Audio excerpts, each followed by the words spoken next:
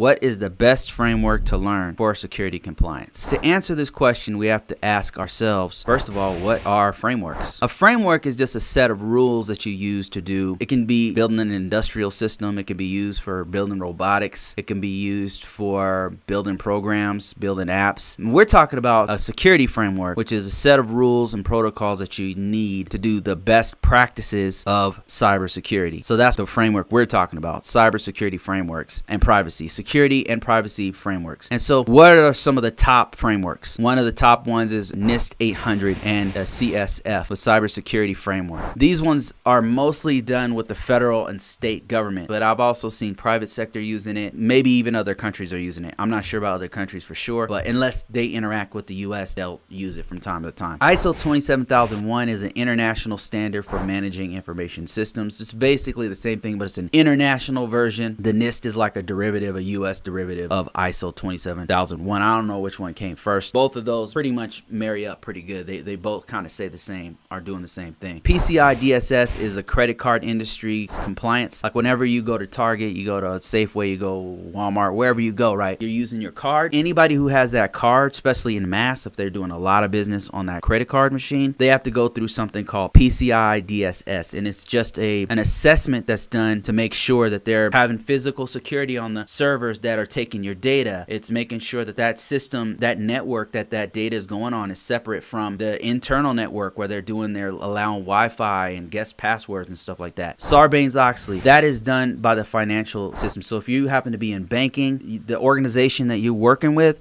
had to go through Sarbanes-Oxley and PCI DSS. And then you've got HIPPA. If you've ever gone to the hospital, you interacted with HIPPA before, because that's a standard for protect your healthcare information. And then you got privacy standards. That's CCPA, the California's Privacy Act, and the GDPR, which is the EU's General Data Protection Regulation. So each one of these is a standard. It's a protocol and rules to say, if you do these things, your system is protected. Now, nothing is 100% protected, of course. There's always risk involved. Nothing's 100% going to escape getting hacked or getting tampered with or whatever, right? This is just a way to make it so that you can mitigate that. And if it does get hacked, you have a fallback plan. You have a backup to where you can quickly respond.